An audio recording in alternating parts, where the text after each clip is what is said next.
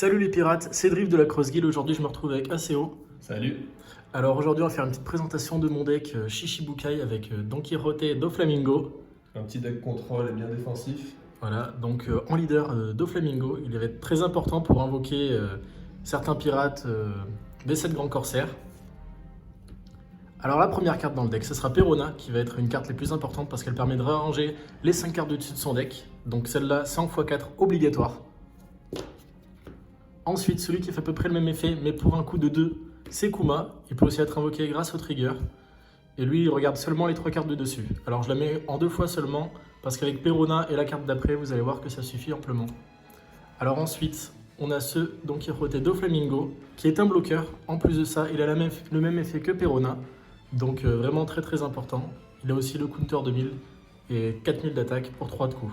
Vraiment bien. Évidemment, c'est un Shishibukai, donc on peut aller le récupérer avec l'effet de Doflamingo pour l'invoquer. Ça fait un bloqueur pour un coût minime et en plus fait arranger le deck. Voilà. Alors ensuite, j'ai mis 6 pacifistas dans le deck. Vous allez voir que c'est vraiment notre main control du deck, très intéressant. Donc pour invoquer ces pacifistas, on a deux options. Soit d'invoquer Kuma, qui est un bloqueur, et sur le KO, il permet d'en invoquer un depuis sa main. Donc celui-là, 100 x 4 obligatoire. Ensuite, Sentomaru. Sentomaru, lui, il permet de les invoquer directement depuis le deck. Donc très intéressant. Sûrement Et la carte la plus puissante du deck. avec le Kuma aussi, qui est quand même super puissant, parce que si on en a une en main, elle n'est pas morte, on peut la réinvoquer. C'est comme si on avait 2 cartes pour 4 au lieu de pour 8.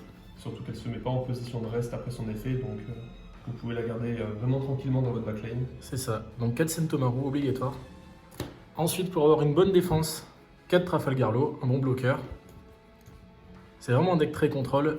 4 Boa Hancock, bon c'est les mêmes, hein. Elles permettent aussi de piocher si jamais on attaque avec. Après, généralement, on préférera l'invoquer, puis s'en servir en bloc pour draw 1, et pourquoi pas la protéger avec une autre carte. Elle permet aussi de draw si on met son bloc. Ouais, si on bloque ou si on attaque, elle permet de draw. Il suffit de 1 donne dessus et ça permet d'avoir un peu plus de jeu dans sa main. Un personnage très défensif, Dracul Mihawk. Alors lui, on va très rarement l'invoquer, on va surtout le garder pour C2000 de counter.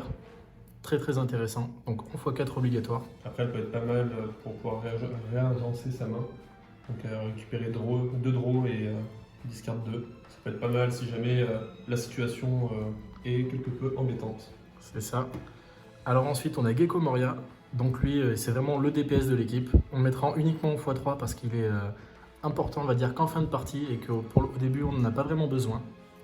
Donc Gecko Moria en x3. En x3, ça suffit normalement amplement. C'est sûr. Ensuite, on va mettre Marshall D. Teach, donc Barbe Noire, en x3 aussi.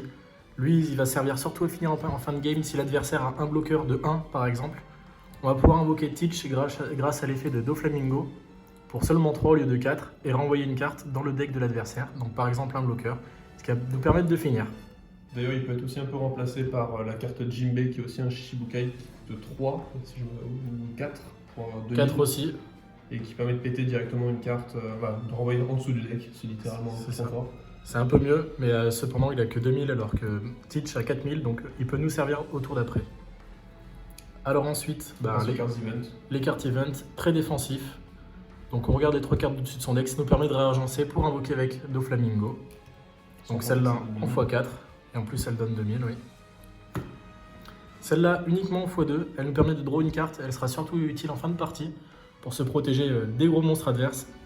Et en plus de ça, elle nous permet de piocher une carte si on a 3 cartes ou moins dans la main, ce qui nous permet de nous relancer pour la fin de partie et avec les bloqueurs, normalement ça devrait suffire pour gagner. Et pour finir, dernière carte, pareil que celle d'avant, donc plus 4000 pour 2. Et elle retourne un caractère de coût de 3 ou moins dans la main de son propriétaire, donc ça peut être intéressant, pareil que Teach, pour finir. Voilà, donc celle-là en x2 aussi. Et bien sûr, Dillon dans le deck. Toi qui as beaucoup joué ce deck-là, quels sont pour toi les points importants quand on joue ce deck? Qu'est-ce qu'il faudrait vraiment appliquer plutôt que d'autres stratégies? Alors, il faut toujours essayer d'avoir le contrôle. Doflamingo, je trouve qu'il est super important pour invoquer le Kuma pour 3 au lieu de 4. Et surtout que si on a le Pacifista dans la main, ça fait 2 monstres à 5000 d'attaque pour seulement 3. Pareil pour Sentomaru, il faut essayer d'attaquer le minimum avec lui, parce qu'au fil des tours, il va pouvoir invoquer de plus en plus de Pacifista pour seulement 3. Puis sinon, après, bien gérer ses Perona pour savoir l'ordre de son deck et s'adapter en fonction de ce que l'adversaire joue.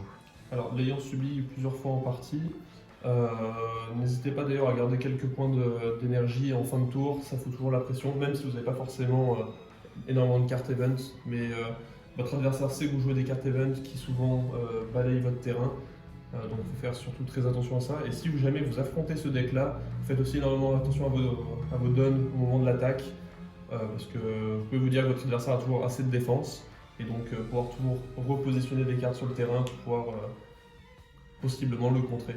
Un autre conseil, si jamais avec Perona vous ne voyez pas de Shichibukai dans les 5 cartes du dessus de votre deck, excepté Mihawk, ne l'invoquez pas. Attendez qu'il arrive dans votre main, il sera beaucoup plus utile pour la défense que pour l'attaque, car avec Don Flamingo, il sera invoqué en rested card, et donc il sera attaquable par l'adversaire, donc ça sera un peu gaspillé 3 dons. Donc au niveau du deck, on voit bien que c'est un deck assez défensif. Il va se baser énormément sur les pacifistas et sur du contrôle de base. Vous allez énormément utiliser vos cartes counter depuis votre main, donc pour donner de la défense à vos cartes défensives. Et après, on voit bien qu'au niveau des Kuma et des pacifistas, ça reste quand même des cartes à 5000, donc des gros tapeurs. Il faudrait faire juste attention à ce qu'ils ne se fassent pas détruire très rapidement en début de partie.